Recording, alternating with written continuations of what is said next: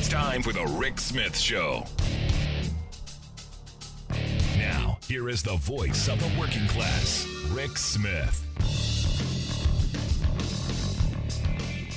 And welcome, brothers, sisters, working class heroes. This is the Rick Smith Show.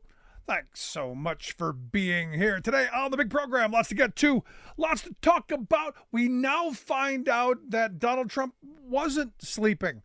No, Trump wasn't sleeping during the trials. No, he's not.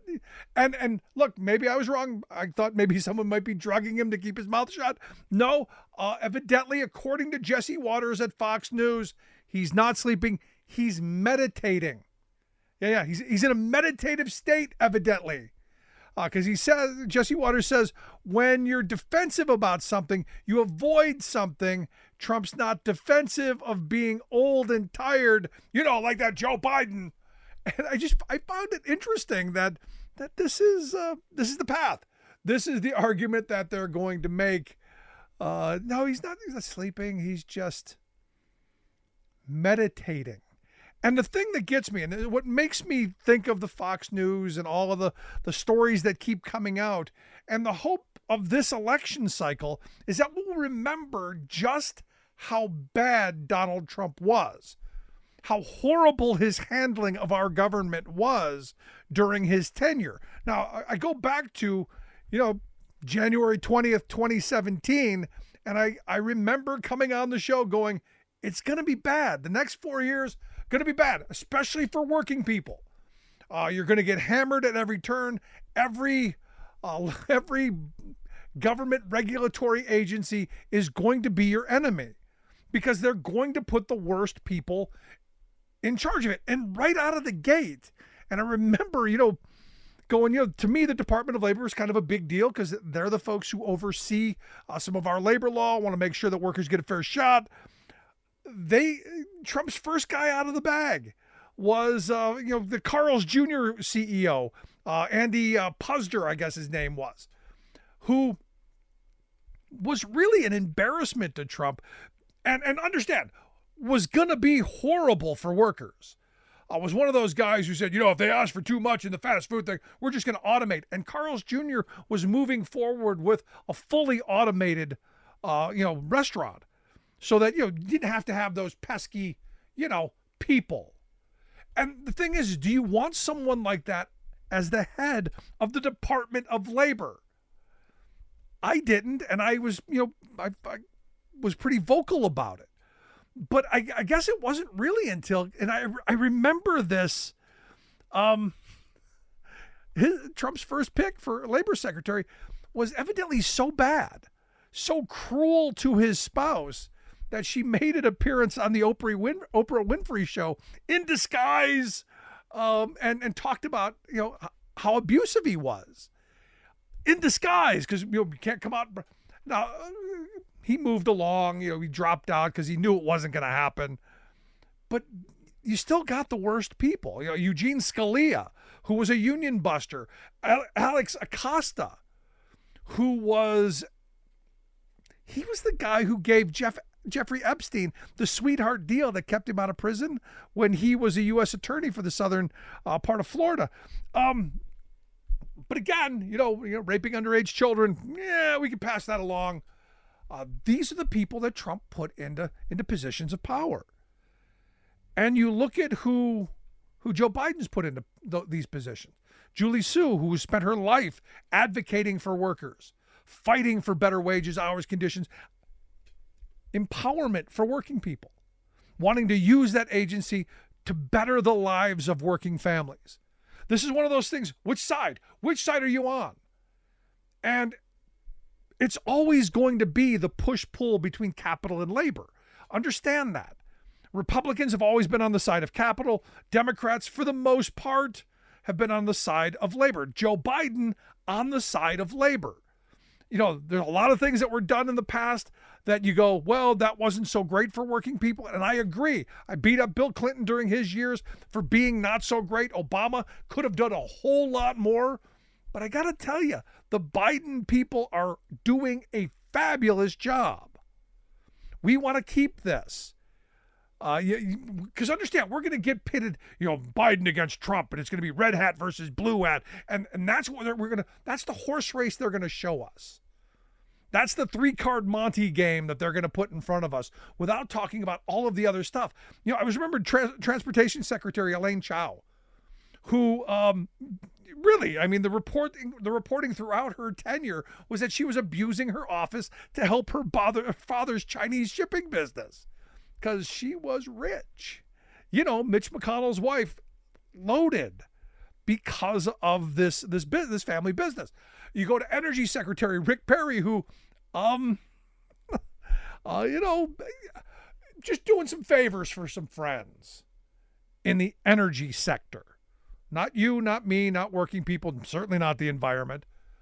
There were a number more. Ryan Zinke, the Interior Secretary, he did some really weird stuff. I think he rode his horse to work, but spent money like crazy. New doors, desks, pens, all kinds of craziness. Tax dollars be damned. And then there was Scott Pruitt, who was the EPA head. Now, both Pruitt and Zinke, resigned in disgrace, as most of the Trump people did.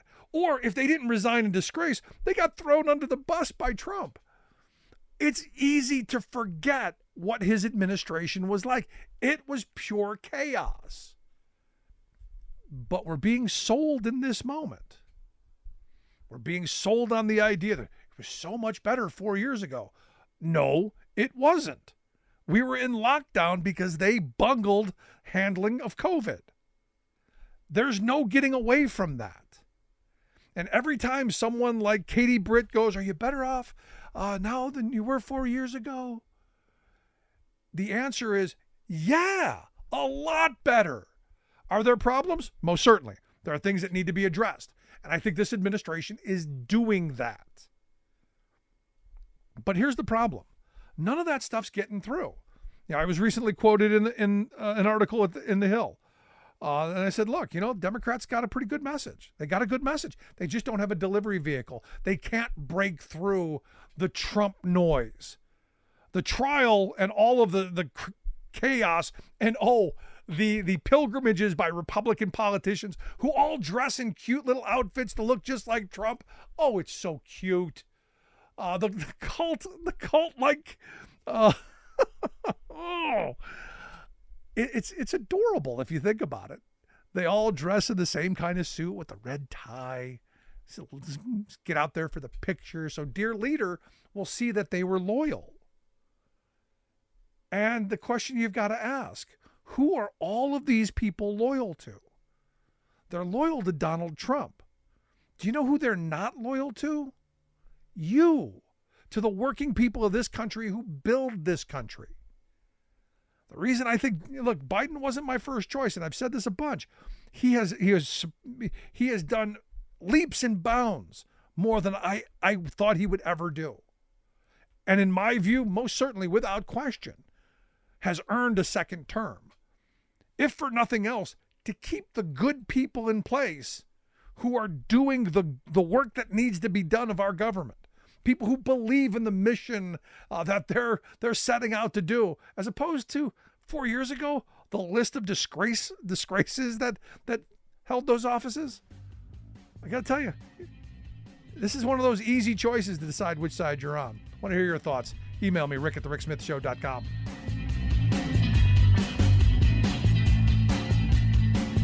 We are AFGE, the American Federation of Government Employees. We represent 700,000 federal and D.C. government workers who are the vital threads of the fabric of American life. We support our nation's military. We take care of our nation's veterans. We protect our nation's borders. We respond to our nation's crises and natural disasters. We provide services to our nation's seniors. The American Federation of Government Employees. We work for America. We are AFGE, the American Federation of Government Employees. We represent 700,000 federal and D.C. government workers who are the vital threads of the fabric of American life. We support our nation's military. We take care of our nation's veterans. We protect our nation's borders. We respond to our nation's crises and natural disasters. We provide services to our nation's seniors. The American Federation of Government Employees. We work for America.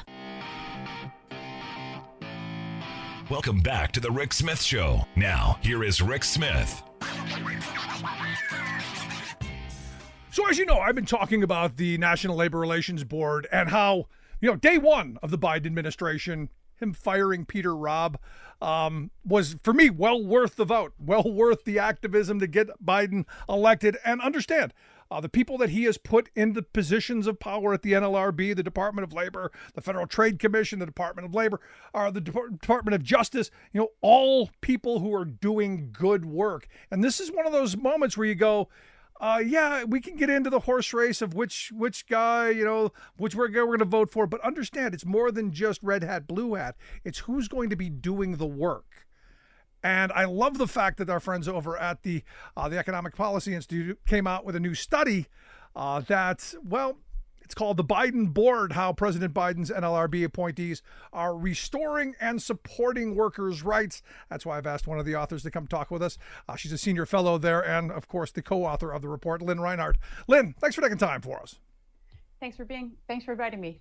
So, I look at this and I got to tell you, for me, the NLRB is, as a labor guy, one of those bellwethers of your presidency. Do you stand with workers or are you going to be attacking workers? And as I've been saying for years, Republicans are always attacking and Democrats are sometimes helpful. In my view, this administration, the best of my lifetime. And I think your report kind of highlights some of that. Well, yes, we wanted to. So a few years ago, the Economic Policy Institute did a report on the Trump administration's appointees to the National Labor Relations Board and what they were doing. And we found that systematically, the management lawyers that President Trump had appointed to the National Labor Relations Board were rolling back workers' rights and giving more power to corporations in the process. And that, in fact, the Chamber of Commerce was 10 for 10 on its wish list for the Trump NLRB. So we said, okay, well, let's take a look and see how the Biden appointees to the NLRB are doing in both undoing the damage wrought by the Trump board and also trying to take additional action to promote and restore workers' rights under labor law.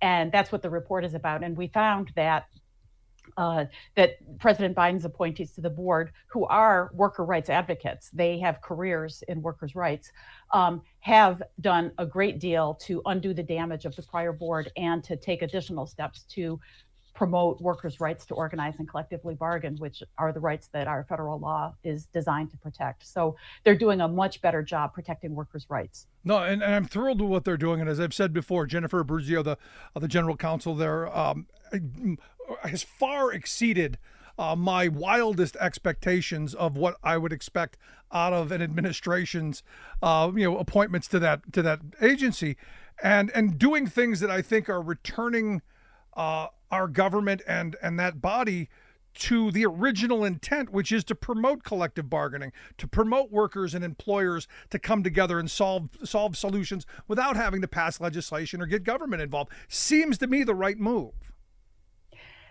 Absolutely.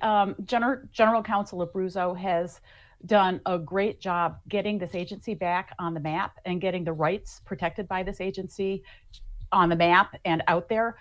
She's undertaken a number of outreach initiatives to make sure that more workers are aware of their organizing and bargaining rights. And she's shown that she's dead serious about enforcing this law within the limits of the law. Let's be real. This is a very weak law. And the tools available to the appointees to enforce this law are very limited, including, for example, that there are literally no monetary penalties for breaking labor law. Yeah. which is crazy. But that's not something that the NLRB appointees can do anything about. But they've done the most they can with what they've got, including trying to really strengthen the remedies for workers who are harmed by employers breaking the law. So I agree. She and her team have done a terrific job, just really being very serious about enforcement of the law. And I think it really sends a very important message to working people that this administration supports workers' rights to organize, and the labor law agency that enforces those rights has their back. You brought up an interesting point, and something I talk about quite often. Our laws are so badly outdated and have been, chipped away at death of 1,000 paper cuts over the last 85 plus years since the NLRA was passed. The fact that there aren't any teeth in the dog. The fact that it would, and what I've been saying is, for a union busting law firm or a union buster, it would be political malpractice. It would be malpractice to not tell an employer to fire people, to break the law, because there aren't any teeth. And this is why we do need major comprehensive labor law reform to meet the needs of the 21st century. Without a doubt. I mean, there's a standard playbook that employers follow if they want to fight an organizing drive among their workers. They'll campaign against the union. They'll hire these third-party union busters and bring them in to campaign against the union. Then when workers actually vote to organize, which they are doing in very high rates these days, the union win rate right now is higher than it's been in a long time, because there's so much pent-up demand among working people to have a voice on the job and to form a union. So when workers organize, then employers will stall the collective bargaining process and stall reaching a first agreement, which is, of course, the reason why workers organize in the first place. Is they want a collective bargaining agreement that really solidifies their rights and protections on the job. So if the employer can string out the process and stall that, then workers get frustrated and they think, well, what's this union for anyway? Why did I vote for the union? When in fact, and that's the playbook. Employers, they do it over and over again to try to undermine the union and make it seem like it's not worthwhile. And then at the end of the day, if they broke the law in doing some of that, there's no penpenalties. They might have to put up a poster. They might have to put up a poster that says, we broke the law and we won't do it again. Yeah. Until the next time, of course. Right. We promise not to do it again. What law doesn't have financial penalties for breaking the law? I happen to have a letter to myself that notifies me that I did something wrong at a stop sign in my neighborhood, and there's a penalty attached, but not for breaking labor law. Yeah, no, and that tells you just how badly our laws have been written on the side of corporate interests. And even with that, as bad as it was, we still saw during my grandparents' generation massive organizing going on. And as I said, look, my grandparents came back from fighting World War II, fought fascism overseas, and came home and built the most prosperous working class in the history of humanity. And they did that with the tool of joining and forming unions. And so I look at where we are today. Inflation's high. People are struggling to make ends meet. Rents are high. All of this stuff. The tool is still valid, still good. Just have to dust it off a little bit and get it moving. Absolutely. And working people agree with what you just said. And we see that. We see that on the streets. We see that in the polls. We see that in the increase in election petitions that have been filed at the National Labor Relations Board. Workers want unions, and particularly young workers want unions. One of the things we looked at in our EPI report was the fact that the Trump board was on the verge of finalizing a rule that was going to say student workers who work in cafeterias and are research assistants and all of that, student workers did not have rights under labor law. They were going to basically take away those rights. Since the Biden administration came in, more than 45,000 student workers have organized unions, and there's more, coming every day. And I think that's just it's an illustration of the pent up desire on the part of working people to have a collective voice on the job. And frankly, the damage that was on the verge of being done by the Trump administration that was undone by President Biden's appointees. Let me ask you, because you brought up a minute ago that, during the Trump era, the Chamber of Commerce got, 10 out of 10 on their wet dream list. Have we undone most of those? I mean, because look, a lot of it, the joint employer rule is one of those things that I go, at some point we've got to break up this idea that we can franchise a name and have no oversight of how the workforce is treated. Seems insane to me. But during the Trump years, no, you're all individuals. Have we undone some of that damage or most of it? The President Biden's appointees to the NLRB have undone much of the damage. There's still work to do. There are a couple of areas where the bad decisions that the Trump board did along the lines of what the chamber was looking for still stand. For example, the Trump board said that employers could deny workers the use of the company email to talk about union matters, even if the company email was used to talk about everything else, like the Girl Scouts and cookies and everything else. But that it was okay for employers to say, but you can't talk about the union. Yeah. So that decision still stands, and it has not yet been undone. And it needs to get undone. It's a good example of something that would really help facilitate workers' ability to exercise their rights. I'm guessing that, well, anyhow, but the vast majority of the damage done has been reversed, and these appointees have even gone beyond to try to take some additional actions to promote and support workers' rights to organize. Well, I got to tell you, the pendulum. For example, in the remedies area. Yeah, the pendulum has got to come back a long way, because we were talking decades of assault on workers' rights, going back to Reagan and Bush and Trump and all of the assaults have accumulated to where the pendulum has gone way to the side of corporate interest. It's now hopefully time to go back. But one of the things I did want to ask is, I've been a steward, for years in the past. And one of the things that the Trump era they brought up was, as a steward, if you're defending someone, arguing their grievance, or being involved in a situation where you're representing your members, you had to be nice.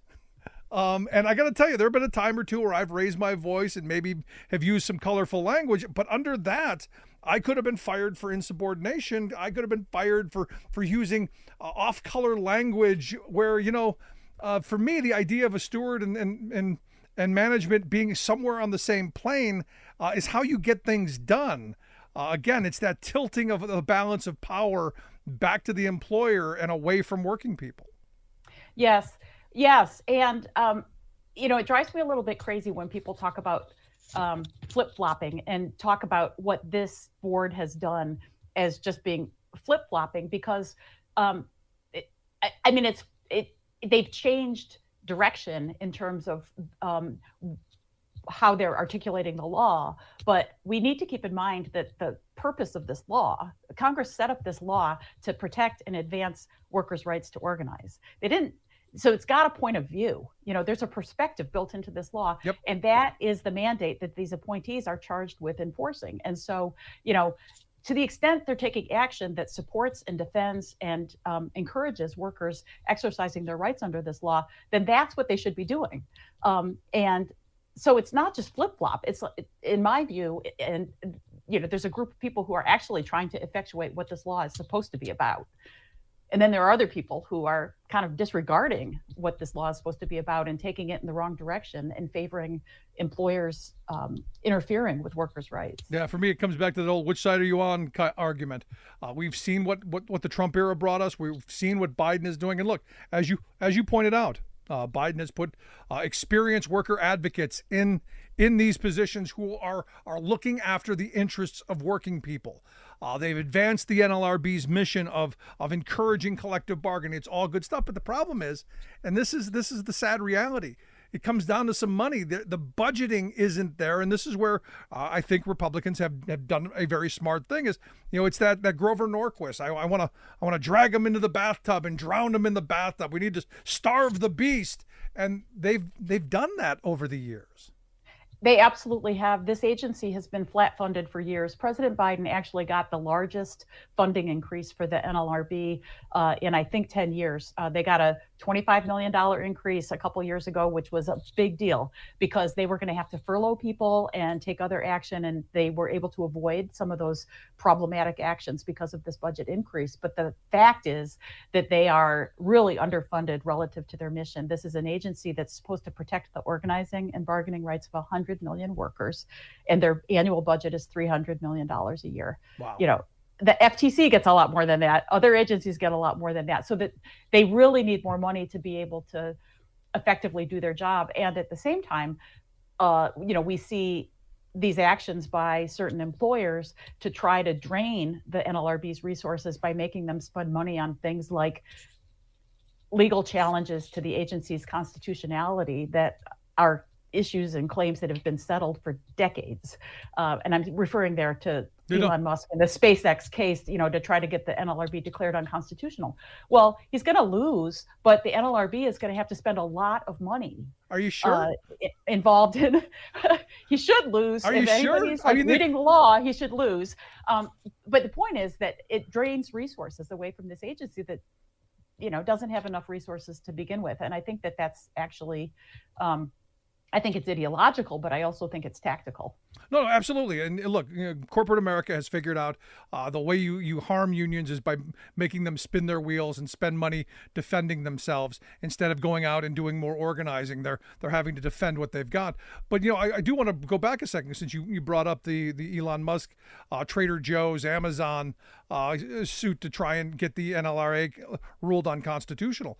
I fear this Supreme Court, and this is another one of those moments, and you don't have to come here with me, but this is why elections have consequences and why they matter. We've now got a Supreme Court that is insane, and there is no decided law. John Roberts said he was going to call balls and strikes. I just don't know what game he's playing when he's calling balls and strikes because they're undoing decided law, decades-old decided law, and I fear this takes us back to the days of Lochner, and this takes us back to liberty of contract, and you're if you're willing to work in desperate conditions for poverty wages, it's your right.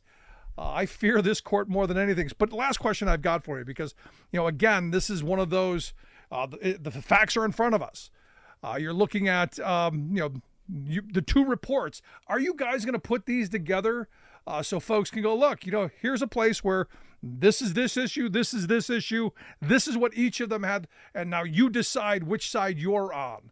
Because I think that's important. I think a lot of my union brothers and sisters think that Trump was actually very good for labor when the reality, 10 out of 10 for the Chamber of Commerce. Well, if folks want to take a look at the report, they can find it at epi.org, which is our website. And there are a couple of charts, and the chart does it basically says, what is the issue? What was the record under the Trump board? What has the Biden board done? And so people can go line by line, issue by issue, and see the contrast between the management lawyers that President Trump appointed to the NLRB and the workers' rights advocates, including, I might add, the first Black woman ever to serve on the NLRB, who was appointed by President Biden. So it's all there in the report on the Biden board that's at the EPI website. There you go. We'll get links out on how you can take a look at the Biden board. And actually, we're going to go find that Trump report and get folks the ability to put those side by side so you can make your choice up for yourself. Decide which side you are on. But Lynn, I appreciate the time. Thanks so much. Great report. Keep up the great work. Thank you. Lynn Rhinehart, Senior Fellow there at the Economic Policy Institute. Again, take a look at the Biden board. We'll get links out. Quick break, right back. Stick around. This is The Rick Smith Show. We're working people. Come to talk.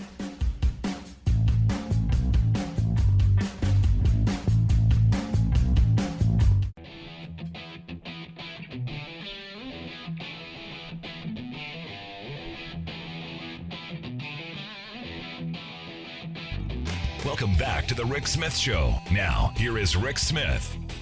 So over the weekend, you had the Culinary and Bartenders Union.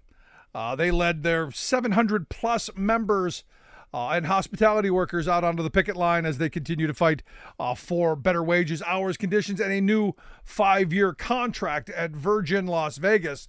And this was a planned 48-hour strike. The idea was to get out there. Started on Friday, May 10th, 5 a.m.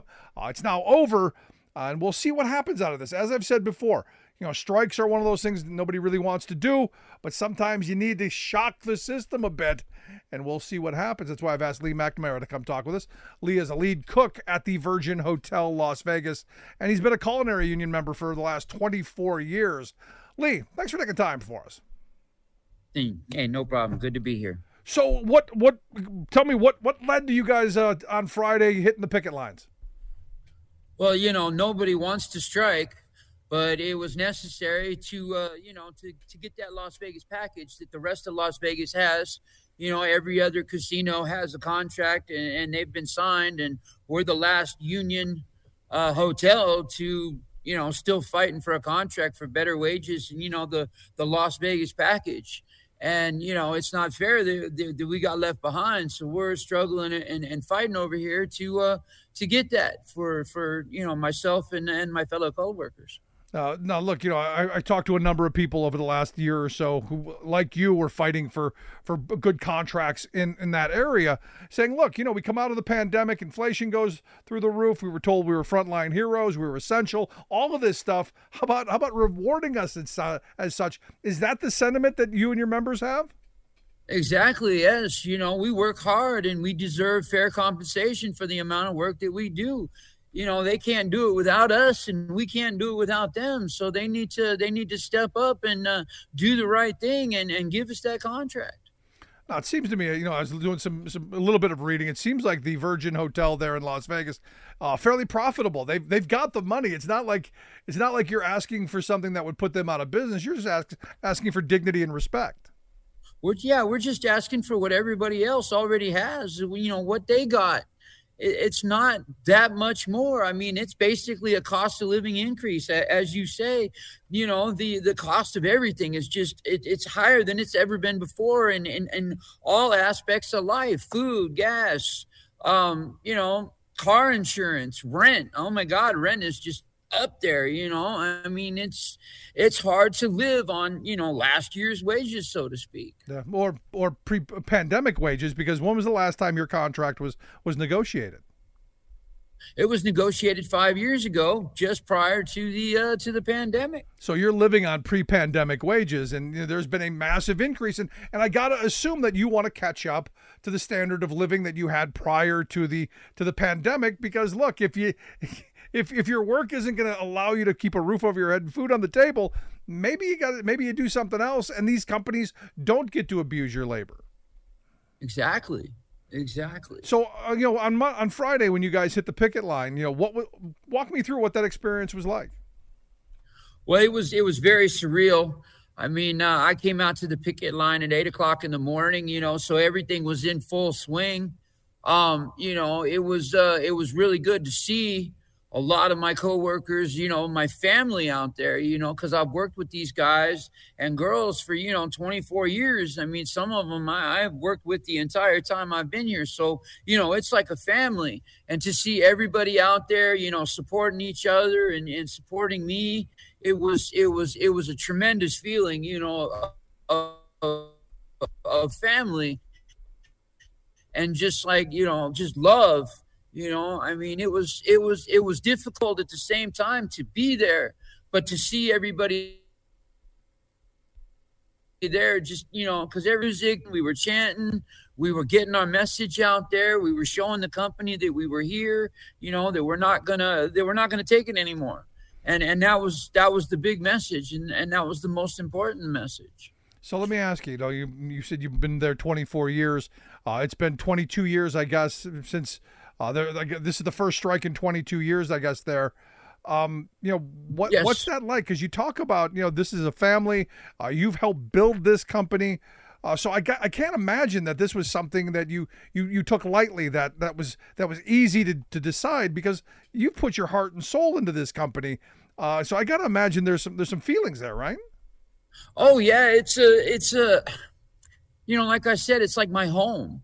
I have raised my children here. I mean, my older children know nothing other than, because before this, it was the Hard Rock. I brought my kids. I mean, my son was 2 when I started working here. He's been to every Christmas party, any family event that we've done over the years. I mean, that's all he's known is Dad coming home from Hard Rock. or now in this case, Virgin. I mean, it's all we've ever known. So what do you think is going to come out of this? I mean, ultimately, you had this 48-hour strike. I guess first, let me ask you, what kind of response did you get from the community? I know your members were out there. What kind of response did you get from people on the streets? A lot of support, a lot of people honking their horns and showing support. I mean, I didn't experience any negativity whatsoever. Passerbys would ask, why are you striking? And we would explain, that we're fighting for the Las Vegas package. We're fighting for better wages, work reduction, and things of those nature. And the community was really supportive and well, good luck. And, I hope you get what you deserve because you deserve it, things like that. Well, it's what you earn. I mean, ultimately, you guys show up, you bust your butt, you do the work that brings in the revenue that makes this company profitable. So it's not a matter of deserve. It's a matter of you earn this. Your time, your effort, your energy, your work is valued. And it sounds like, since we're talking about pre-pandemic wages, it sounds like there needs to be that shock to the system. So do you think this is going to help move negotiations along? And I guess the other part of this, is there a plan down the road of this happening again?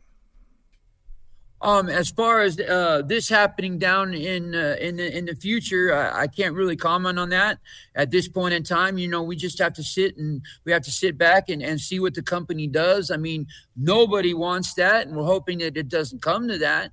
But I'm willing to do whatever is necessary to get this contract. And, so far, I believe that the company has heard our message.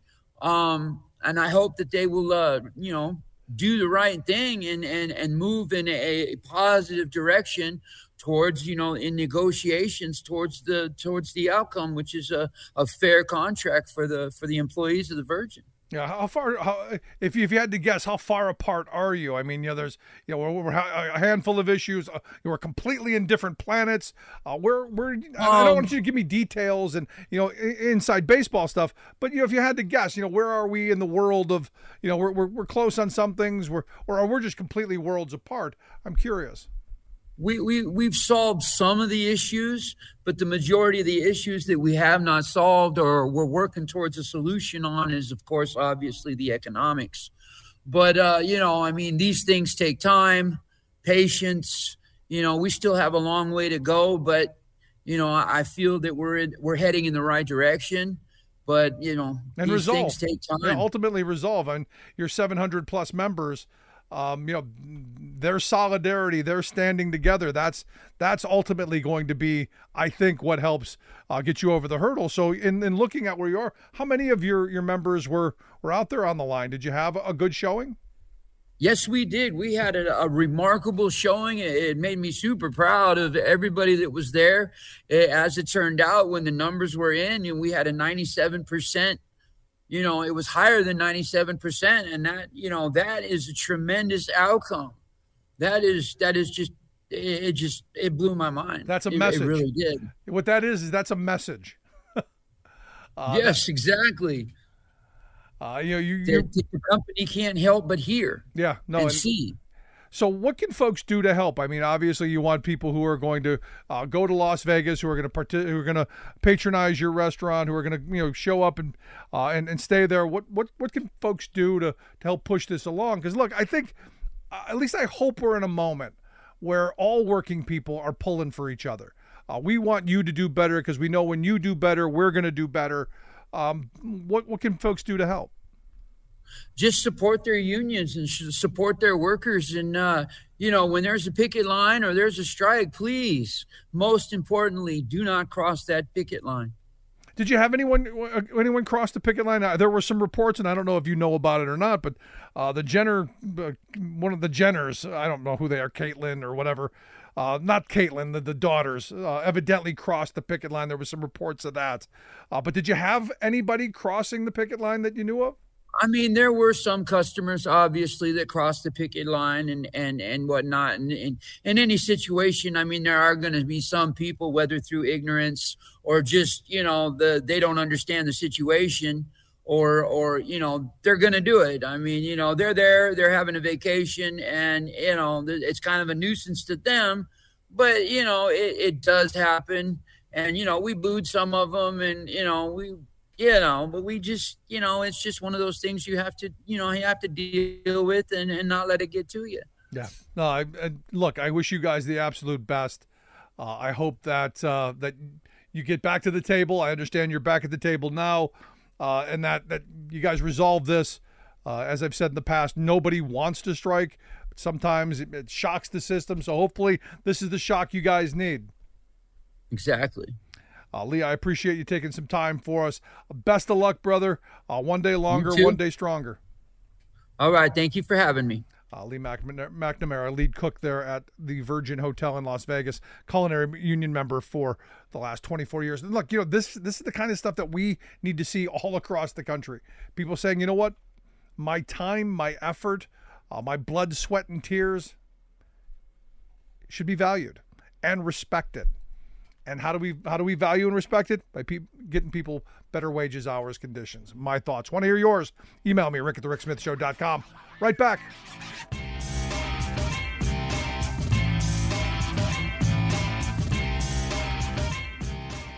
I'm Rick Smith, and this is Labor History in 2.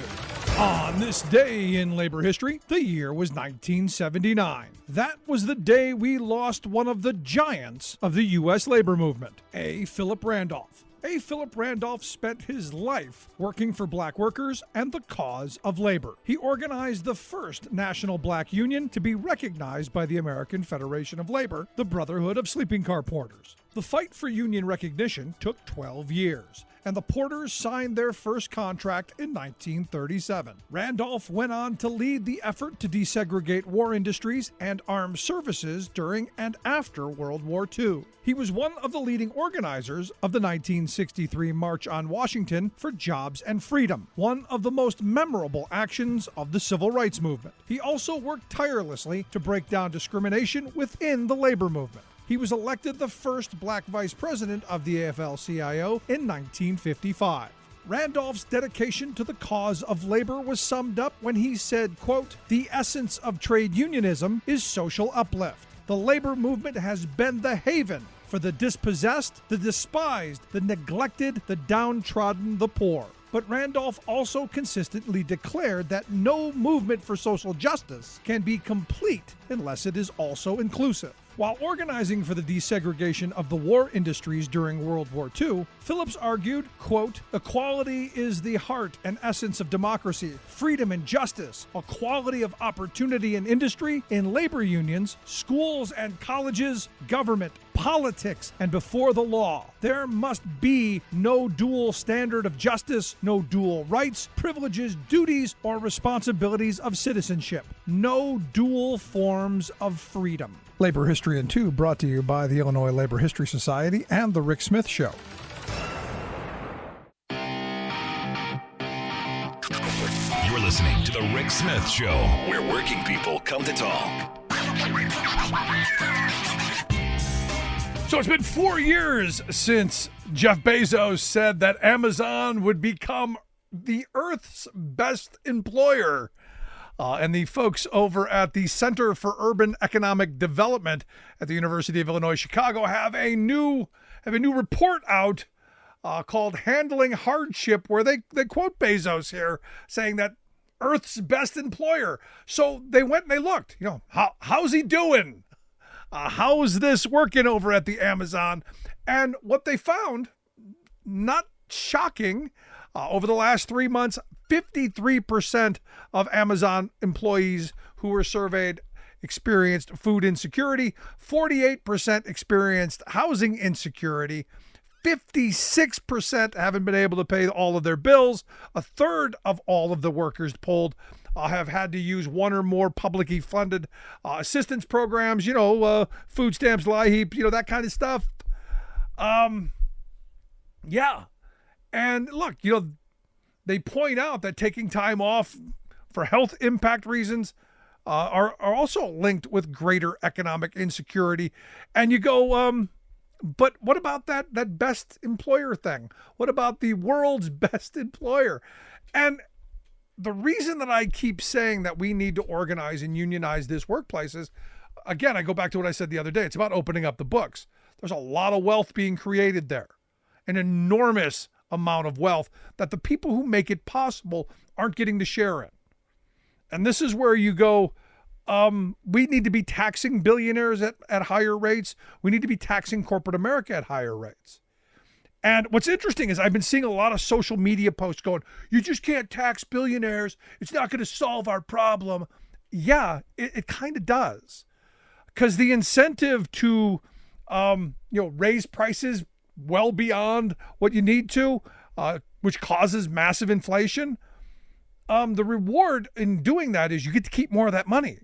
So the more profits you're making, the higher prices you get to charge, the more of that you get to keep.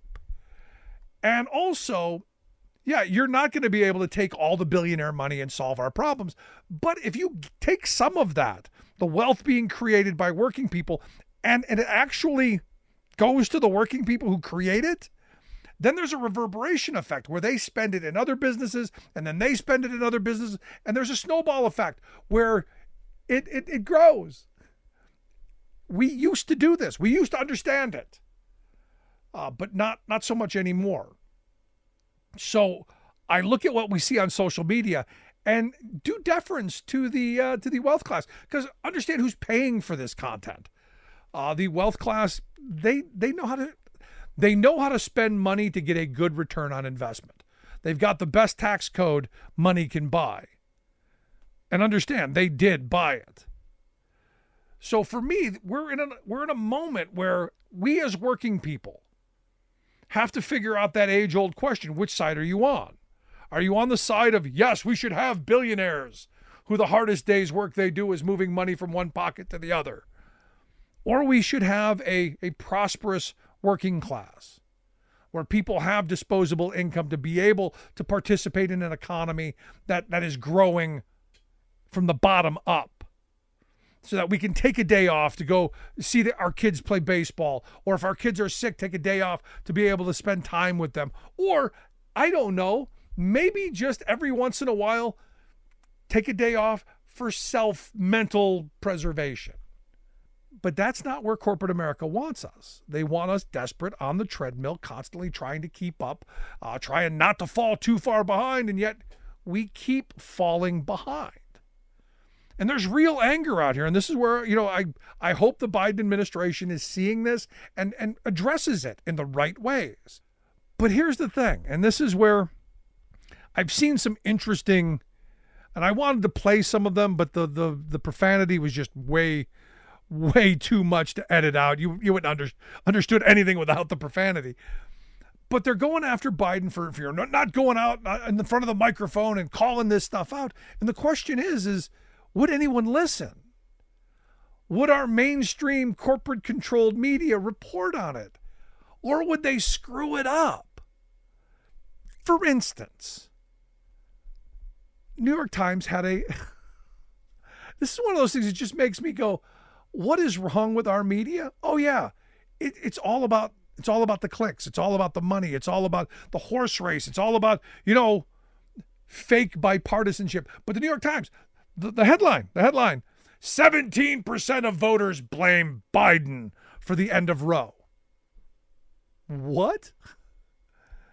And look, this is one of the questions in the poll that they were conducting, which is why, again, I don't put any faith in any of the polling that's done, because it's all done dishonest. Just asking this question makes people think that it's possible. Wow, it is possible. No, it's not possible. Biden did not have anything to do with the Supreme Court overturning Roe.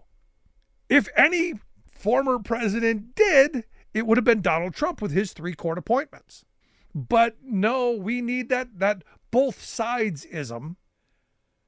And what's frustrating to me is you get these kind of answers when you do these polls where you think, well, we don't know what the answer is. It's an open question. We don't know. Let's see what the American people think that they might know. It's not an open question. This is where journalists need to go, no, wait a second. No one should believe this because it's not true. The caveat should be, hey, if someone goes, I think Joe Biden did, you go, no, stupid, it's not. You are wrong. Now, understand, There are two kinds of people in this situation who would answer this question this way. There's really the truly uninformed who go, well, it happened during Biden's years, so he's got to be responsible for it. At which point, as a journalist, you go, no, that's not how it works. This is what happened. This is how it works. And you educate, you inform, And then there's the other person who's just screwing around. There's the red hat who everything's Biden's fault. Doesn't matter if he did it or not. It's Biden's fault. It rained today. Biden's fault. The grass is wet. Biden's fault. I get that. But to have a headline, 17% of voters blame Biden for the end of Roe, you go, no, you shouldn't be doing that. Not at all. It's wrong. And the thing that gets me is there's so much out there that we should be talking about. Seriously, especially on the Roe issue. For instance, right before Mother's Day, you had Katie Britt, the Republican senator from Alabama, who came forth with her More Opportunities for Moms to Succeed Act, which is evidently the goal of this Moms Act is to establish a database, an online government database, pregnancy.gov. And it's supposed to be all information on pregnancy. Everything related to pregnancy. Not abortion, though. No, can't do that. Adoption, pregnancy care providers, all that stuff. All kinds of stuff. Now, the interesting thing is, if you go on there and you sign up with the username and you give them their information, are you not collecting data on people who are pregnant? Are you not collecting data on pregnant women? And isn't this an invasion of their privacy? Now, my mind goes to this place of, can you imagine if, if Democrats say, hey, we're going to have guns.org or guns.gov, and you could come in, and register your guns. Can you imagine how the right would lose their minds? But no, we're going to create a platform where, we're going to direct people to set up, accounts, personal data, contact information, all that stuff. Now, they assure us it's never going to be used, except when you read the website, actually says that they're going to collect the information. And this is the part that is kind of scary to me. Because understand, I agree with some of the right-wing fear of overreaching government. I am distrustful of government like everyone else. I believe in a government of, for, and by we the people, much more than we the corporations or a privatized government. I'm going to always side with us, you and me. That said, I do have some distrust in us to not be taken over by some interesting ideas. And just as the right is fearing social credit scores and all of that stuff, which I agree we should not go anywhere near, they're okay with collecting, women's cycle data. They're okay with, as long as we're in the bedroom making sure you don't do anything we don't agree with. It's quite scary. And that's why, again, we're in a moment where we need a news media that is going to give us honest information, not, well, we didn't know. We were just curious what people thought. And we put out this headline that, we didn't know. You knew. Now, evidently there might be debates. I guess Biden asked for 2. There's going to be 1. They keep saying, mark your calendars because there's going to be a debate sometime in June.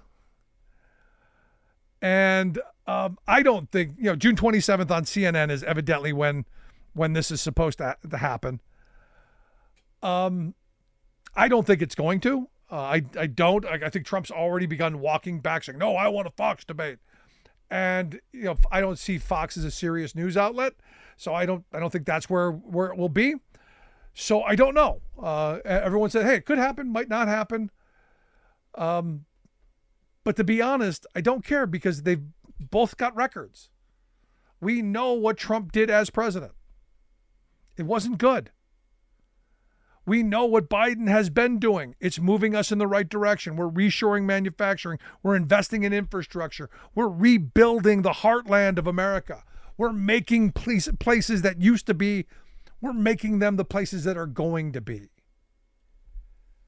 That investment takes time. You don't just flip on the switch. But we have a mainstream corporate-controlled media that needs this to be a horse race. They need to keep feeding, I'm not going to say disinformation, I'll say misinformation.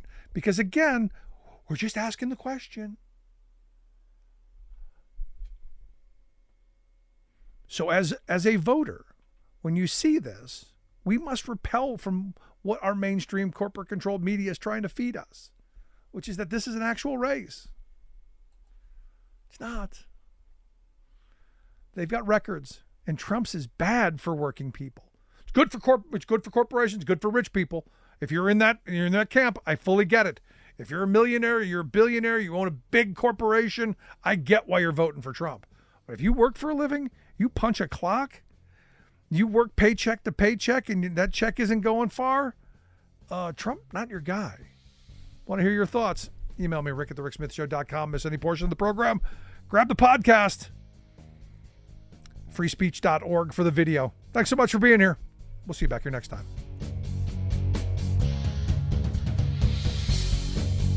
You've been listening to The Rick Smith Show. Email Rick at rick@thericksmithshow.com. Until next time, this has been The Rick Smith Show, where working people come to talk.